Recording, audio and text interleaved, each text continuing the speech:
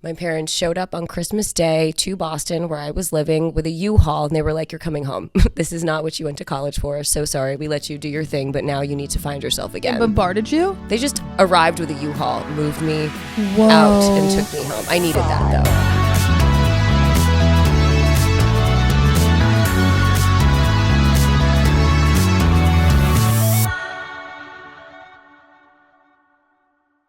Welcome back to Barely Scraping By. This is exciting. We've had a full weekend of recording and yapping and chatting and hanging out, and I'm so glad I'm ending it with you, truly. I appreciate my that. next guest and my last guest is Becca Davis. And how did I meet her? Through the trusty dusty app of LinkedIn. I was working at my job and I had a lunch with one of the assistants there, and she said, "Get on set, Claire, like get on set or learn from people who are working on set. Just like get your toes in that world, your fingers in that world. If you toes, fingers, body, I don't give a shit. Get in that world. Your whole body. Literally just get in there." And so I started rifling through LinkedIn and I reached out to Becca. You were actually the only person at the time I reached out to at AFI. Yeah, how'd you find me? I was looking at AFI. I looked up best film programs in California. And of course, AFI is ranked #1 in the nation. And so I started looking on LinkedIn of people who go to AFI. And then I started going through, like rifling through, and you popped up. And I remember looking through your LinkedIn and I messaged you and I was like, "Hey, I'm intrigued by your profile." Which feels like I'm dating you. "I'm intrigued by your Hinge profile. Let's go on a date, babe." No, but I was like, I don't know, you were intriguing to me. And so I reached out to you and you were so receptive, so kind. We met at the Tea House in Hollywood. Chato. Literally such a kind Love that experience. place. So nice. I sat down. I was like, "Hey, I'm a floater at this agency and I just want to learn from you." And you were so receptive and just gave me loads of information and answered all my questions. And you didn't like make me feel small or like, "Oh, you're just starting out, like let me teach you." It didn't feel like that at all. I just felt so safe and seen by you in that moment. And then after that, we had such a lovely conversation. I started working as a PA on AFI sets with Becca. And then through that experience, I've had on-set experience and met so many people because of her. And we're working on a short next weekend together. And you're UPM now. Worked your way up. Worked my way Good. up. No, because you believed in me and you saw what I brought to the table and you recognized me and you were like, "This girl right here, like she can be on this set and she can do it." And that meant the world to me. And you've sent me out to recommendations to people, and you literally do not know what that means to me. Like, you gave me a shot, and I always say it takes one person in your corner, and you really feel like you're in my corner, truly.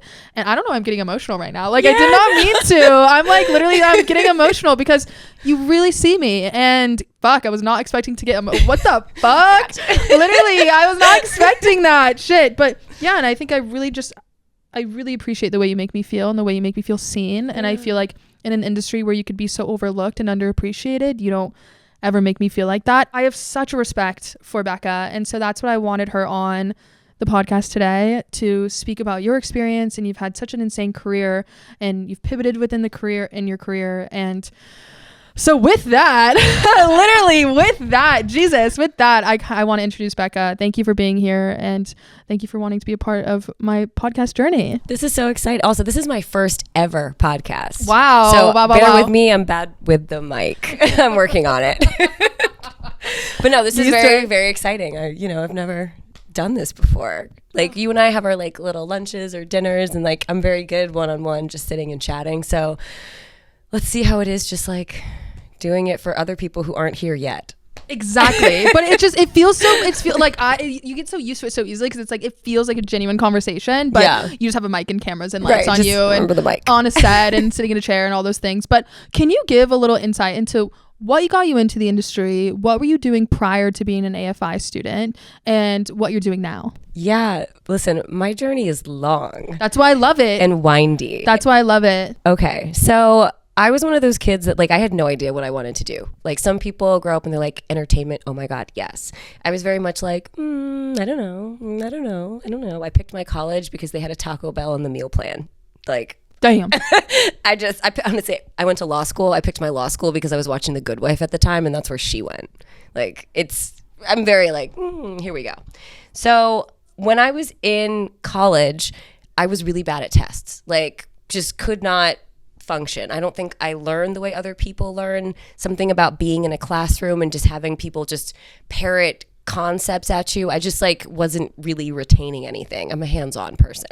So as I was navigating what major to have in college, I was just like, where don't I have to take tests? And I ended up in communications, and the classes that didn't have tests were all filmmaking classes. Instead of taking a test, you went out and made a movie. And I said, oh, I can do that. Easy. So made some movies in college. My parents were like, how are you going to make money doing that? And I was like, that's a really good question.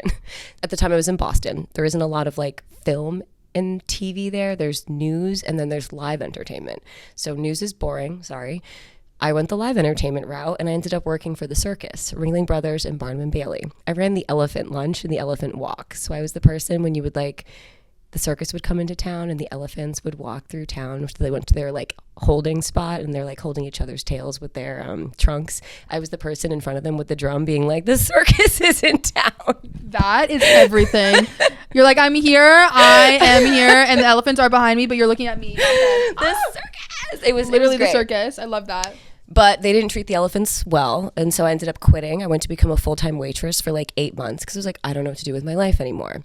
My parents showed up on Christmas Day to Boston, where I was living, with a U-Haul, and they were like, you're coming home. This is not what you went to college for. So sorry, we let you do your thing, but now you need to find yourself again. They bombarded you? They just arrived with a U-Haul, moved me Whoa. out, and took me home. I needed that, though. Like, I was flailing. I think I was like 23 at the time.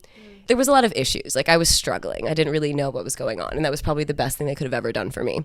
But they didn't pressure me, which I also really appreciate. They brought me home. They'd moved, so I didn't have like my old bedroom or anything. So I sat on their couch and like really got attached to the TV show Friends and just watched it back to front like 3 times in a row. They became my friends. And then one day, I get a call from a job that I'd applied to when I was in college, and they were like, we went bankrupt kind of recently and we can't pay people very well. So would you be willing to come do this job over here for a very low salary? And I said, sold. So I ended up as the digital marketing manager for Fox and CW duopoly in Connecticut. And I ran all of their entertainment marketing campaigns, whether it was on air or grassroots, just trying to drum up interest in the various shows that were coming out. At the time, it was like Gotham was with Jada Pinkett Smith was the first one that came out with us. On the CW, it was like a lot of the Vampire Diaries type stuff. It was really fun, but I wasn't making any money. I was making like $34,000 a year, couldn't move out of my parents' house. And I was like, there has to be a better way. A really good piece of advice that I got when I was younger was, if you're in a job, look at the people who have the job like 3 or 4 levels above you. And if you don't look at them and want their life, you're in the wrong job. And that's what happened to me. Everyone who was at the level like 3 or 4 above me, I was looking at them and I was like, I don't want to be you one day. So I need to make a change. And I really wanted that change to come with money. I'm bad with numbers, so the only other option was lawyering. So I very quickly applied to law school. Didn't have a great LSAT score. That's another thing. You don't need to be a good test taker to do well in life. Did not do well in the LSAT, so I went to an unranked law school, Southwestern in Los Angeles. I didn't know any lawyers. I didn't realize that like going to a ranked law school is kind of important. So when I got to Southwestern, I was just doing my happy little thing. I don't have no debt, yay. And then when I did my first internship, they said, the law is the only place that no matter what you accomplish, the first thing anyone will ever ask you is, where'd you go to law school? Which, by the way, is true, because to this day, the first thing anyone ever asks me is still, where'd you go to law school? And because I transferred to Georgetown, now I can say Georgetown, and everyone goes, ooh, wow, you must have been so smart. And I go, sure. I didn't even know you could transfer law schools. I didn't either. New to me. You can only do it after your first year, but you can do it. And Columbia and Georgetown and Berkeley have the 3 highest amount of transfer students that they take.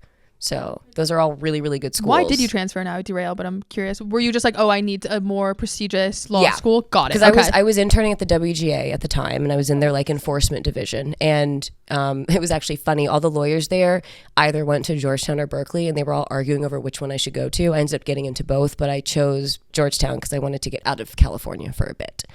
I was feeling a little unenamored with the lifestyle here. You think one thing when you're on the other side of the country and you're like, oh, I'm going to go to Hollywood. It's going to be so glamorous and amazing. And it's different. It's not everything it's ever cracked up to be. Nothing ever is, right? And I think if you come here expecting this environment to save you, you're going to be disappointed. You have to come here knowing who you are and what you're looking for, irrespective of the environment, and then you'll be okay. And I think that was a little of a culture shock for me because I didn't know that coming in. So it took me probably 5 or 6 years being out here to be like, oh wait, this isn't a magical place that's going to make my dreams come true. I make my dreams come true. Okay. Period. Yes. Truly, period. I'm getting long-winded. Okay. No, but I'm fully tapped in, so you're good. I love this. Thank you. Okay. So now I'm in law school, graduating. I did my second summer there, internship at HBO in their business affairs division, which was incredible. And as I'm networking in LA that summer, I was like, I need to get a job at HBO. And the mentor that I was with at that place took me to lunch and she said, well, you can't work in entertainment right after because entertainment companies want lawyers who have experience. So you need to go to a law firm, get some experience, and then you can come back. And I said, oh, can I bleep myself? I was going to say the F word. Yeah, I've been cussing all the time. Okay, literally fantastic. Say whatever you want. So I was like, oh, fuck, because law school is like business school. If you don't go to a firm that summer, that's where you get hired. So if you didn't go to a firm, there's no firm that's going to hire you. So I did some research. I found the one law firm that doesn't have a summer program that was like a good law firm. And I like peppered them and just did a little sneaky thing until I got a job there and found out they were a litigation only law firm after the fact. And I don't know if you know this, but entertainment law is transactional contracts. They don't go to court. Every single entertainment company has legal affairs, has business affairs, but they don't have a litigation department because they outsource it to a law firm that does litigation. And I did not pick one of the entertainment law firms that does litigation. Granted, Quinn Emanuel was the number one law firm in the country. So I was like, oh, okay, that's cool. But That's where you worked? That's where I worked. Damn. Yeah, they you were like go to the top every single time. You're like 1. You're like, I need to go to the best every single time I go somewhere. Damn, you're like so low key about it too. Granted, I go to the number one here, number one there, and I'm like, oh my God. Number 2 is just not good enough for you. Although AFI was number 2 last year. No. USC took the number 1 spot. They did. By money, AFI is always number 1 in my eyes. For production, OMG. Like, okay, so where am I at? Law firm number 1. Okay, so I'm at the law firm and I'm litigating and I took some really cool cases, like because I like finagled onto the entertainment cases because my whole point is to eventually get back to an entertainment company. And every time I applied, they'd go, well, you don't have any contract experience. You only have trial experience. And I'm like, well, how do I get contract experience if someone's not going to hire me to give me contract experience? So I ended up kind of just staying there, learning the ropes for 4 years. And then COVID happened and it sent everybody home. And so it gave us time in this horrible thing that happened, but it gave a lot of us time to reevaluate what was going on with our lives.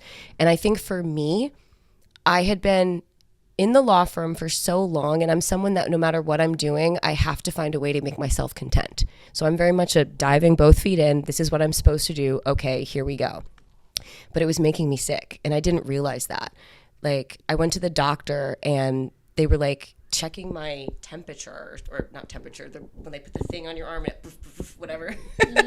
And he was like, okay, looking good. And then my phone buzzed with an email from work and I looked at it and he went, whoa, what the fuck just happened?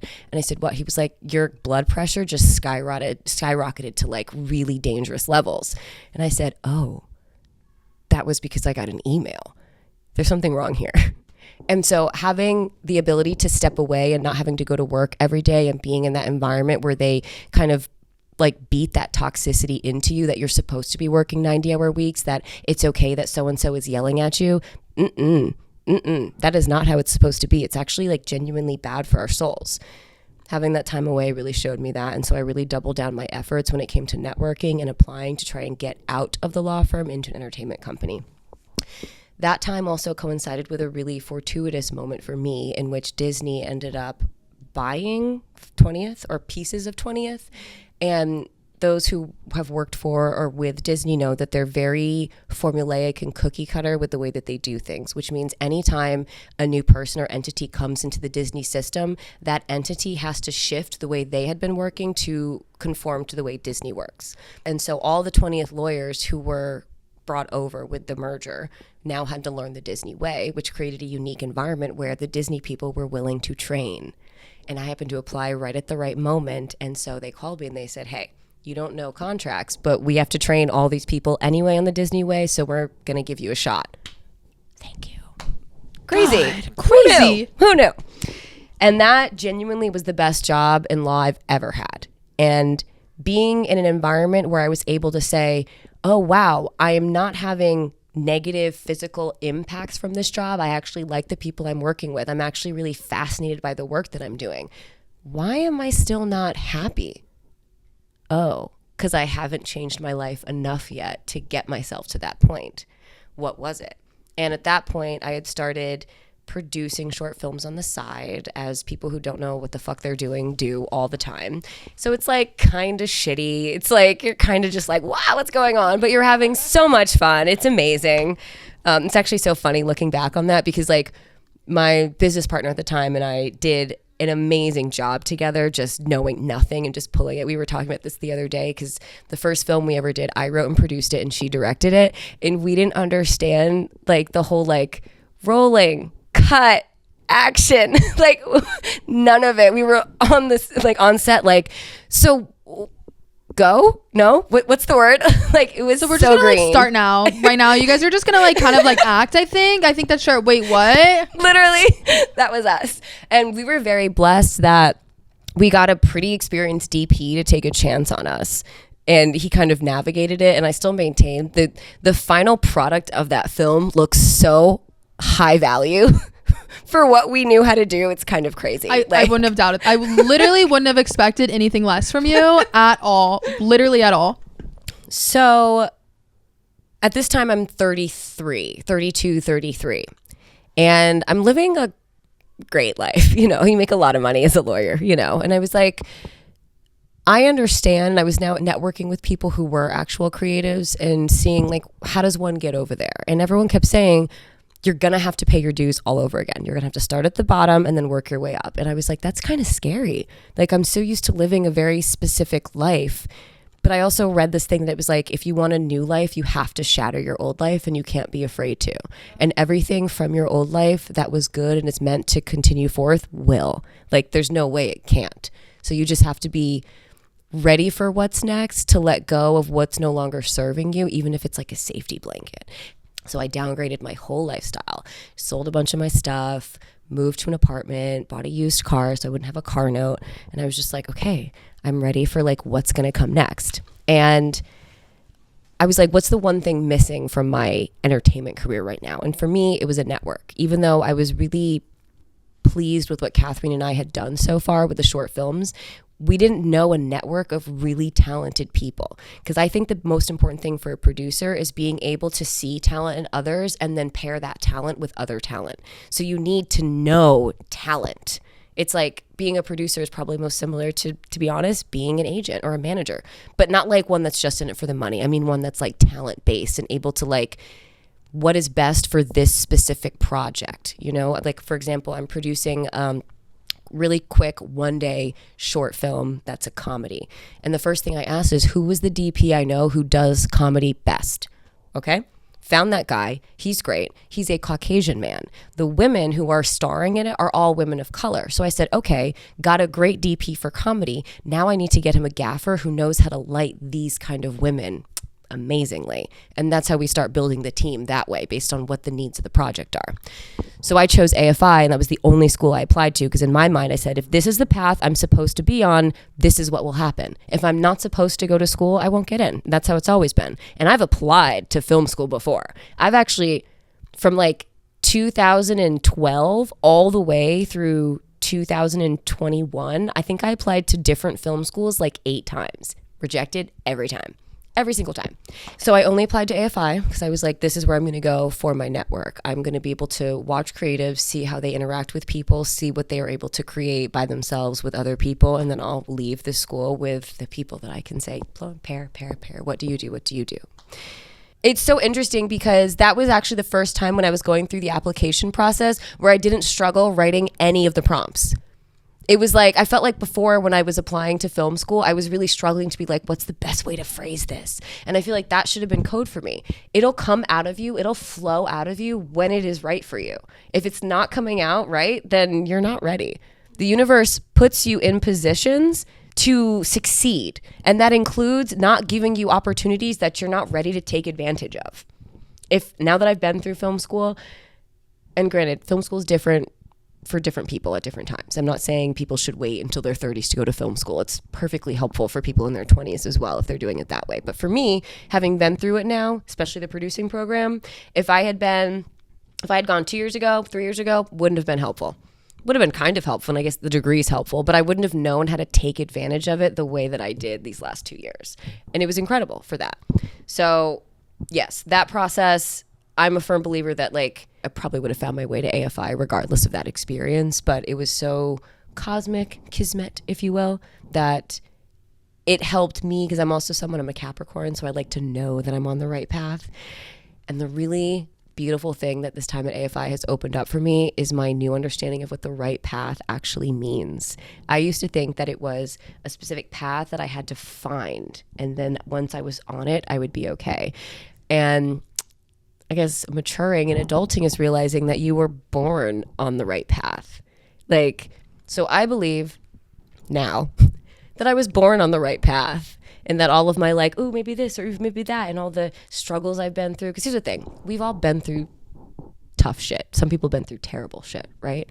But those of us who are here today can look back at that terrible shit and go, I survived that. Which means that I was ready to handle that, which means that even though it was awful and I would never go through it again, I was ready for it. And the universe did not give me something that I couldn't handle. And I wouldn't be the person that I am today without having had that experience. What I said yesterday, I went to dinner with one of my good friends, and I said, I'm so glad I went through the things in my life, and I'm so fortunate to have gone through those things, because now it gives me the ability to connect. If I went through a squeaky clean upbringing, if I went through a squeaky clean life, I would have been so sheltered and unable to do this, unable to have this experience, unable to connect with people, unable to make people feel comfortable in my presence, because I know what it's like to feel pain, and I know what it's like to go to those depths of your mind and feel so alone, and then come back out of it and still smile. That has been the greatest blessing in my life. Horrible, would never want to go through it again, but behind me, but so great at the same time. And I bet you, and not everyone believes in this, but if you did believe in the idea of reincarnation, which is the concept that your spiritual consciousness can be reborn in any experience that it chooses, your spirit's not going to have to go through that again. It went through it. So anyway, got off topic again. No, it's fascinating. Seriously, this is what happens. Imagine us at dinner, the lovely conversations that happen. It's the best. But going back to AFI, so you have the trip, you apply, you get in, you have this 2-year experience where you're learning and growing and understanding what it takes to be a filmmaker and what you have to do to be a filmmaker. Where are you now? Now that you're about to wrap up your time there, and the 2 years probably went by in a blink, and you had all those amazing experiences, what now? When I went to AFI, I was determined to not be an assistant when I graduated. I was a lawyer for all these years. I was a marketing executive. There's no reason I shouldn't be able to parlay that into something that's at least coordinator level or something like that. And a beautiful thing that happened to me at both of my first 2 creative internships that I had was that they really took the time to explain to me how that kind of condensed thinking wasn't serving me. If my theory is supposed to be that the universe presents you with the opportunities that are best suited to put you where you want to go, to help you succeed, why am I already deciding to ignore opportunities that may be presented to me because I've decided I'm better than them? That's ego talking. We can't live in ego. That's super unhealthy, right? And mind you, easier said than done. It took me a while to I had to keep hearing it. And I was like, wait, why do I keep hearing this? And it was again, the universe does not present you with things unless you're supposed to listen. So I was there's a reason why. And mind you, none of these were ever, oh, Becca, you're not as good as you think you are. No one was ever disempowering me. It was always heard. I actually agree with you, but here's the nature of the industry. Just keep that in mind. Just be open. Just be open. And so that's the kind of the mantra that I brought into 2025 as I knew I was going to have to start my job search. Just be open. Also, the beautiful thing of being in school is that when you graduate, you're given 6 months post-grad to still intern. So I was oh, well, I could definitely keep interning. I did 3 internships while I was at AFI. I have no problem interning until I find the right move. I just won't like jump at something. I want to pick the thing that's right for me. I also was operating under what turned out to be the false assumption that if I ever decided I wanted to be an assistant, it'd be like that easy. It was not. No. Is not. No. Is not. Especially in the current climate, you know? The network is the most important thing in this industry. I think I have a great resume, objectively. But the amount of applications I send out versus the amount of interviews I get, I mean, we're talking like 10% response rate, if that. And even I'm right here I'm in the job app right now. Yeah, it's tough because I mean, most people are smart. Most people have like some good names on their resume. Like, but this is, as all industries should be, relationship based. And it's not just like who do you know, but who do you know who's willing to fight for you? And what do they know about you that makes them willing to fight for you? And now that I've been on the AFI end, in terms of you're talking about me putting you up for other sets and stuff, as someone who's been in the recommending position, I know what I look for now when I want to recommend someone and when I'm not going to. That makes it easier to know what kind of person I have to be if I want that same benefit from other people. You want to make people feel comfortable. You want to make people feel that you're competent. And you want to make people feel, above all, that you won't make them look stupid. That if they vouch for you, you understand that a symbiotic relationship, no matter how temporary or slight, has been created between the two of you as a result of that. And if the other person isn't going to respect that symbiotic relationship, it isn't just, now I have this job or opportunity or set position, so cool, I'm here. You are here because of the grace of someone else. Do right by them and make it so they can then suggest another person for the next one. That's how we build community here, by doing right by each other. When I was in the law firm, there was someone who will go unnamed that I liked his personality. I thought he had a lot going for him. And so I recommended him for a job. And he made me look so stupid for recommending him. Like, made it impossible for me to recommend another person to that company because of the way he chose to behave once he got there. And I was like, problematic. But it was important to me that I didn't allow that to turn me into someone that's like jealously guarding my connections. That's not how we build community either. It's really just about learning how to discern when you're talking to someone. That's why when we had our first lunch, I remember talking to my partner when I came back and I was like, I just met this girl and she's incredible. And it's not just like you are incredible, but I've also learned what kind of questions to ask and how to engage with someone to get to that core of them, to really how they think, and whether I'm just getting the surface level, I want you to like me, so I'm going to present a certain way. There are ways that you share with someone vulnerably without being TMI, and then see how they respond and what they reciprocate. That will tell you what kind of person they are and if you know that you can count on them. And I think that's the thing that I've really learned how to hone at AFI, because you always have like new PAs coming on set, new production coordinators, new grips, new electrics, new hair and makeup, new costume. It's always different people. And I take the time to have a conversation with everybody that I can on my sets. I can't always get to everyone, and sometimes sets are crazier than others, but I try to get a feel for them, and then I watch them. I watch the way they interact with people. I watch especially, and I'm a watcher, not a stalker. I'm watching you, the TV show again. Watching you, top 10. So good. But it's just like how you get to know people, you know? My mother always said, people are always trying to show you who they are. It's up to you to pay attention. Even if people are trying to hide who they are, they're still like, everybody wants to be seen and known. It just is what it is. So just pay attention. Okay, so where I'm at now. So I was like, okay, the network has to be the way that this is going to happen. So I reached out to my internships and I was like, I knew that they liked my work ethic. I knew that they would feel comfortable based on all the effort I'd put into making sure that I was presenting as someone that they could feel comfortable pushing my resume or like, you know, presenting me or putting me up for something. Like, I would do right by them. I reached out. Everyone was very receptive. Like, here, yeah, let me help you do this and send this out and send this out. The thing that comes from this is feedback, because now that the person who's sending your resume knows the person they're sending it to, when it's a no, they can give feedback. And the feedback that I got was that my resume made the executives who I would be assisting insecure or intimidated at the idea of having someone like me on their desk.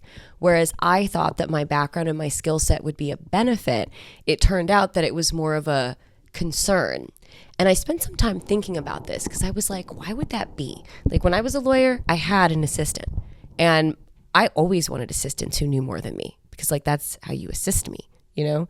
And granted, in the law firm, you end up having people who are like life assistants because it's just the nature of the job. It's not like in entertainment where like it's expected. It's like a 2 to 5 years and then you like do your thing, you know? In the law, it also pays a lot better, the assistant jobs in the law, than in entertainment. So it's easier to like be a lifer there.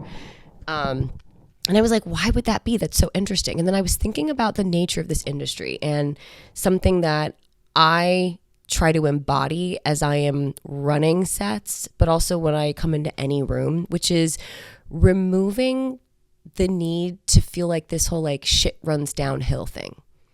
You know, the kick the cat metaphor, which is someone has a bad day at work and then so-and-so yells at them and then they're mad. So when this thing happens, then they yell at this person, and then this happens, then they yell at this person, and that person's so mad when they come home, they kick their cat. That's that metaphor. Allegory. Love that. Yeah.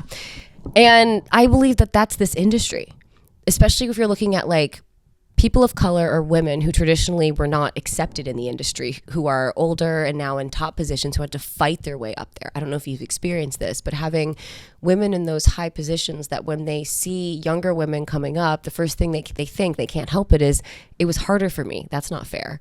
And so they almost can't help but like, they think they're doing you a favor, but they go a little harder on you because they're like, I'm trying to toughen up your skin. You don't know how awful it is here. And my whole thing is, but it shouldn't be. And if you keep perpetuating that toxicity, then it'll always be that way. Like it's got to stop somewhere. It's kind of like trying to stop generational trauma. This is not a familial thing. It's a corporate thing, but it's still the same philosophy. So I don't want to have like toxic shit rolling downhill at all. But if you're an executive who exists in that, right, you kind of want an assistant that isn't going to say some shit to you if you're being inappropriate. And if you have an assistant who is like, I mean, we're all adults, but I'm like an older adult, an elder millennial or whatever. I feel like if you have someone like me on your desk and you're a yeller especially, you're not going to yell at me. And I don't think I give off a vibe. Like, I think I'm really nice. I don't think I'm intimidating. I think I'm adorable, honestly. I agree. But I do not give off a vibe that you should be disrespectful to me. And I know that about myself. And I think when you meet me, even when you look at my resume, it's just like this isn't someone that I can push around. And I find that kind of heartbreaking if that is the case. And like, we don't know. We'll never know, right? Unless I ever become besties with this executive. And I'm like, honestly, tell me, what was it, you know? But I can presume based on the industry that is kind of what it is. People don't treat largely their assistants well. They should. I had an interview with an amazing woman. Also, we'll go unnamed because I'm keeping my job hunt private. But she was the first person that I interviewed with. And it says a lot that she saw my resume, called me in to interview, because she saw what I hoped someone else would see, which is this is actually a benefit to me to have someone who's assisting me who has all of these attributes and they're willing to throw it behind me. And what she described, which I thought was really beautiful, was she said, you would work for me, but this is a collaboration. This is a partnership. We're trying to build community here. Like this is a desk and you would still work for me. But when you're here, my whole goal is to empower you. And like, women have already been silenced for too long. So I don't ever want you to feel like you can't speak, but just remember, like, you still work for me. And I was like, I love that. That's such a unique way to think, I think, in this industry. I think there are more people now than before who think that way, but it's still rife with the people who think the other way, which is the crabs in the barrel mentality. Do you know that metaphor? Marcus Garvey talked about this. He's a activist. When you put a bunch of crabs in a barrel, they will pull each other down and step on each other in their effort to get out without realizing that if they were to work together, they could all get out. And society perpetuates a crabs in a barrel mentality, unfortunately, for all different groups, underprivileged, overprivileged, whatever, because the scarcity mindset is how our economy runs. And so they have us thinking there's not enough money, there's not enough jobs, there's not enough opportunities. I'm coining a new word, which is people say you're not supposed to be selfish. But again, you're on this journey for yourself, right? So instead of calling it selfish and saying it's a bad thing, I think we should all be full of self. It is not anti anyone else, and it should never be anti anyone else, but it's full for yourself. It's what's in your best interest. And we share this planet with everybody else. So what is in your best interest can never be what's out of someone else's, or you know what I mean? Or what's in someone else's worst interest. I want to ask you this question that I have under my seat. Every single episode thus far, the last guest has asked the next guest a question. Oh, I love that. So it's like you kind of bleed in with each other, and it all creates a synergy. Line. Yeah, synergy, because she didn't know who you were, and I didn't give her any key factors. So she asked you, what big mistake turned into a blessing in disguise in your life? Okay, let me just start by prefacing or defining the word mistake, okay? I don't define mistake the way most people define it, because I don't believe that we make like wrong choices. So like there's never a mistake, right? So I can only describe this as like something that at the time I thought, oh fuck, I shouldn't have done that. But then it turned out that like it was actually really good that I did that, because then I learned something, whatever. I worked at 2 different law firms, okay? And I'm specifying this because I do not want to share which law firm this was that this happened at. But when I was at the law firm, there was an interaction that I was having with one of the male partners at the firm, and those partners at the law firm, I was an associate. Partners are like the higher ups, like our bosses. And I was having interactions with him that made me uncomfortable. It just felt like he was a little too interested, just, you know, awkward stuff.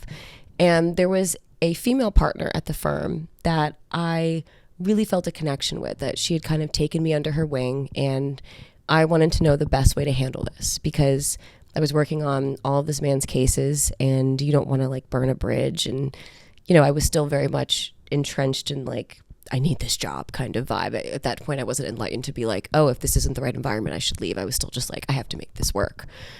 And so I went to her, and this is what I thought at the time was the mistake, was I trusted her with this discomfort that I was having. And I said, I don't want to do anything about this because I want to make sure I handle this correctly, but I want your advice on what to do. And she gave me it wasn't bad advice. It just wasn't really advice that was actionable or anything that really made me feel better. But I was like, okay, even just like getting it off my chest and sharing it makes me feel a little less alone. So like, okay, that's fine. The very next day, however, when I was in my office, that male partner came into my office, shut the door. He said, I heard we have a problem. And it turned out that she had shared with him everything I had said, and it made him mad, and he confronted me about it. And he wanted to know why it was that I didn't feel comfortable just saying to him, and why it was that I was like conceited enough to think that it was like about me. And I remember at the time just being very like overwhelmed and horrified, uncomfortable. I didn't want to go into the office anymore. It was just like a very like, you know, when you're just uncomfortable in your skin, it's like the person you thought had your back had just like revealed that no, they don't have my back, they have the company's back. Okay. And I just was kind of like floating in the ether, just like feeling untethered. I wasn't sure like what to do or who to trust.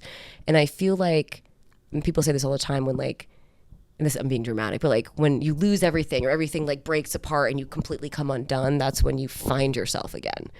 So yes, it could be conceived a mistake that I thought to trust her. But what I gained from that with this was this understanding of like, I have to be the one that makes myself okay. I cannot control anybody else. You can't control them through loyalty. You can't control them through love. You shouldn't try to control them through like, and I'm thinking this because I saw The Apprentice recently, through blackmail. Don't do that. That's bad. It does work though, I guess, awfully. But I feel like, yeah, that was a mistake for sure. But the blessing was that it, again, being dramatic, it ruined me. Like I came undone, but the process, I think it was like a 3-month process of like picking up the pieces and being like, why did this happen? what does this have to do with who I am and how I present that this happened? And how do I make sure it doesn't happen again? And I credit that beat with like the starting point to how I became the empowered person I am today. Like I needed that moment and that beat of like, oh, fuck, I don't know what to do. Like I genuinely have no idea what to do. And then coming back from that and handling it, and I'm fine.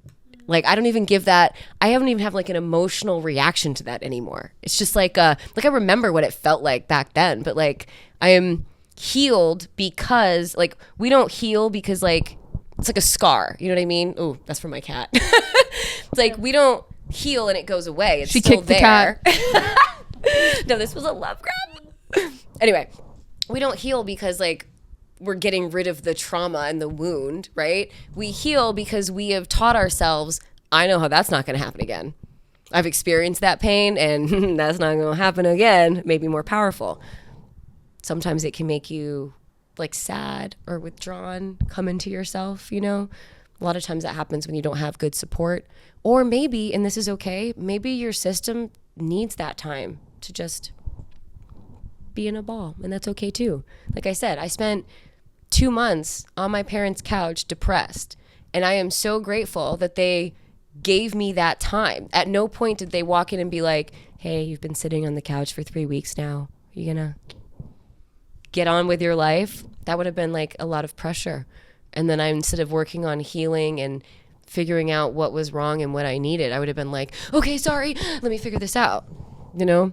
Totally. I think, like I said, like from pain comes pleasure, and you need to experience these ebbs and flows with life, because it's not always going to be the highs. It's not always going to be these insane fun moments. There will be the opposite side of that, which is extreme pain, extreme discomfort, and extreme change. Yeah. And from discomfort comes beauty. Yeah. And I think it's good to remember that, like when you are in the ebbs and flows of life, that there is always a light at the end of the tunnel, even if you forget it. And even if that moment you thought your life was ruined and your career was ruined and everything that you worked for is gone and all your law degree and your connections and I'm gonna be that girl, you know, and it's like bogus. Yeah. Learn to flow like water. Yep. If this isn't working, just try something out. Like I said, I was so attached to that life. That's why it felt like I was breaking apart, because I couldn't imagine a different life. One, because I'd worked so hard for it. Like, and people also get attached to things when you put time and energy into fallacy. It. Right, Yep. Right. The sunk cost fallacy. I dig that. I'm gonna use that. It's true though. It's like, oh, I've done this so many years and I've put so much time in it, and it was so hard for me to get this job, and like I worked so hard for this, so I need to continue sinking into this and giving more to this, and it's just an ongoing process. But with that, Becca, Thank you for popping my podcast cherry. This was fantastic. Hey, I got many skills. Hey. I got many skills, my people. No, but this was a fantastic episode and not even an episode. This was just a fantastic time with you. And I'm glad I was able to spend this time with you and listen to your story and listen to all the ins and outs of it and the way you've grown and what you're able to not just bestow on me, but the people listening. And what, like, Becca shows you that you do not have to stay in a space that you are not happy in anymore. And I'm looking at all motherfucking cameras right now. You do not have to stay in a space that does not serve you anymore. You're never stuck.